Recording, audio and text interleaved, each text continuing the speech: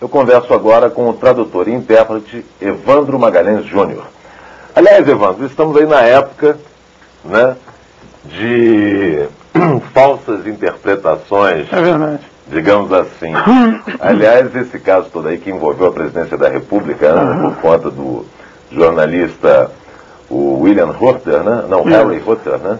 É o jornalista do New York Times. Exato. Ele disse que não traduziram, né, perfeitamente o que ele tinha escrito, né, que mudaram o sentido da matéria, que ele, de forma alguma, ele teria o objetivo de ofender, né, o presidente da República. Já dizia São Jerônimo, que é o santo padroeiro dos tradutores, que a tradução é sempre um ofício sujeito ao ladrar dos detratores, né?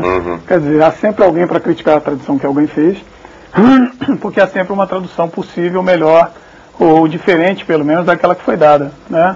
Ele próprio sofreu muito com isso, o Jerônimo, porque, numa dada ocasião, interpretou, adaptando textos para satisfazer a curiosidade de um colega, um texto muito famoso que circulava na época.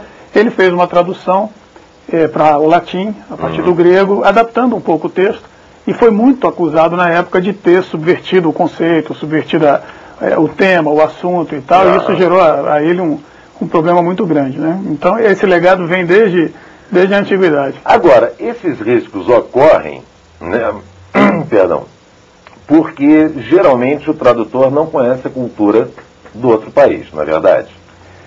Traduzir, na verdade, é adaptar a depender de com quem você fala, né? Então, quer dizer, a tradução nunca pode ser uma coisa literalizada que você toma num dicionário e com base naquilo ao pé da letra. Faz, ao pé da letra. Aliás, isso é impossível, né? Se você, por exemplo, estuda inglês, como é que você vai traduzir determinadas expressões inglesas ao pé da letra? A gente vê até pelos verbos, né? Sem dúvida. Como é que você vai traduzir o get? Pois é a palavra que é recordista de sinônimos, né? O take. Não tem. Agora, na verdade também, a possibilidade, por ser infinita, admite qualquer espaço, qualquer tradução. Então, o que você mais vê também, na verdade, é a tentativa de reduzir a tradução a algo que um computador faça, por exemplo. Você tem o Translator Pro, você tem 1000 máquinas que supostamente se dispõem a traduzir. E você encontra muitos websites, inclusive, que você nota claramente que foram traduzidos por uma máquina dessa, né, com absurdos terríveis de tradução e tal.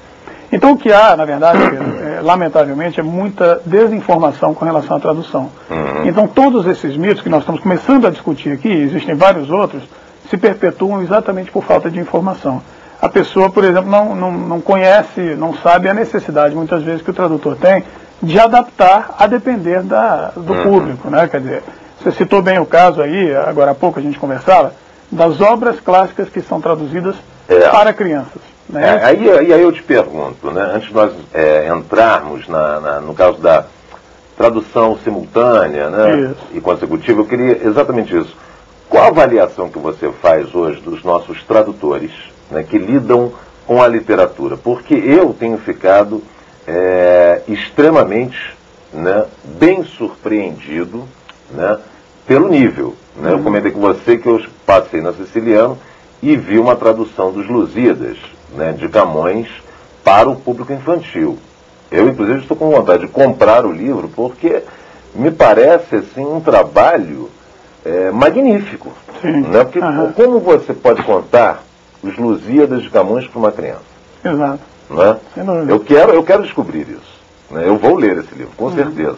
Entendi. Qual a avaliação que você faz dos nossos tradutores, esses que lidam com a literatura? Né? Antes de nós entrarmos em texto. Então você está me perguntando com relação ao tradutor literário. Exatamente. Né? O tradutor literário talvez seja o que exista de melhor hoje, considerando o universo de tradutores, de profissionais que nós temos. Por quê? Porque, em geral, são pessoas que derivam de uma outra atividade que é a de redigir, a de escrever. Exato. Em geral, o bom tradutor literário é aquele que já era ou escritor ou redator publicitário, e, em geral, um leitor voraz também, uma pessoa que leu muito. Né? Então, a gente encontra excelentes exemplos de traduções belíssimas, e eu poderia citar nomes de diversos colegas, né? Breno, Silveira, inúmeros outros, que fizeram e fazem traduções belíssimas. Por outro lado, há um gargalo muito grande na tradução literária, que é a intermediação das editoras. A editora muitas vezes trata o tradutor como mais um item de custo, tão somente. Quando, na verdade, ele é escritor. É verdade. Né? Ele não é uma máquina de tradução. Ele é quem vai adaptar a mensagem daquele autor, tornando bela ou menos bela, ou até, às vezes até mais brilhante um determinado texto, é verdade, do que fez, às vezes, o próprio autor. Né? Há vários autores, inclusive nacionais, cujo mérito literário no exterior se deve muitas vezes ao tradutor. Agora você eu até não sei se você vai lembrar, você lembra de quem fez a tradução de 100 Anos de Solidão, de Gabriel Garcia Marques? Não me lembro. Bem, eu não lembro também, mas quem fez esse trabalho, fez um trabalho belíssimo. Sim. Que você, imagine só você traduzir 100 Anos de Solidão. Imagina. Uhum. É um negócio fantástico. Sem dúvida. Né? Como Shakespeare, para qualquer outra língua. E com um exemplo extremo, James Joyce.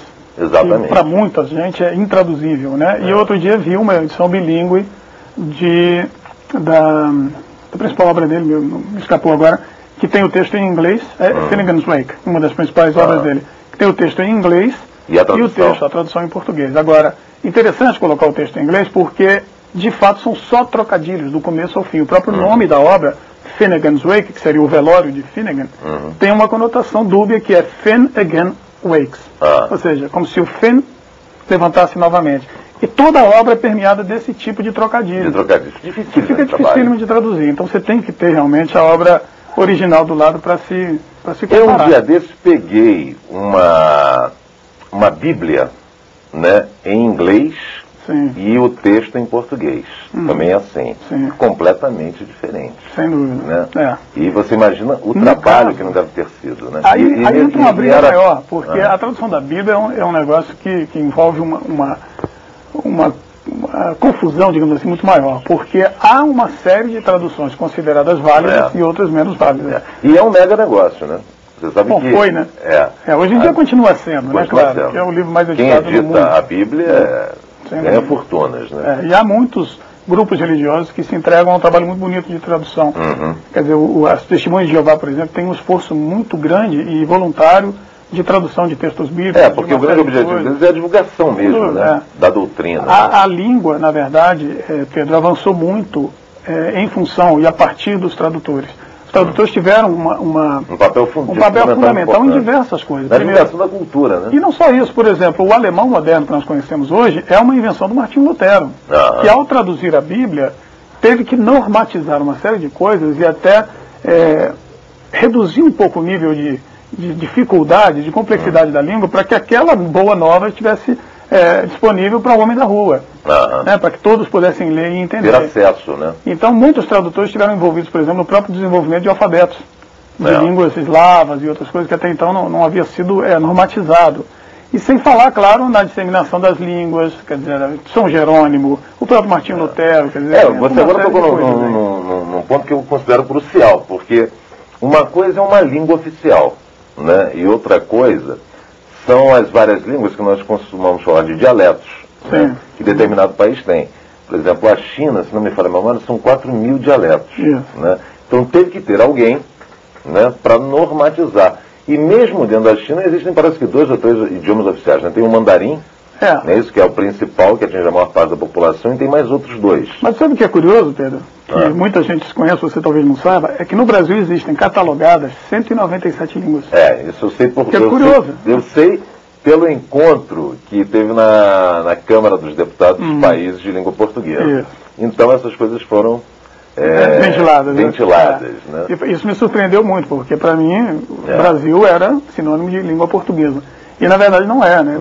Há línguas catalogadas internacionalmente que são faladas por 7 pessoas.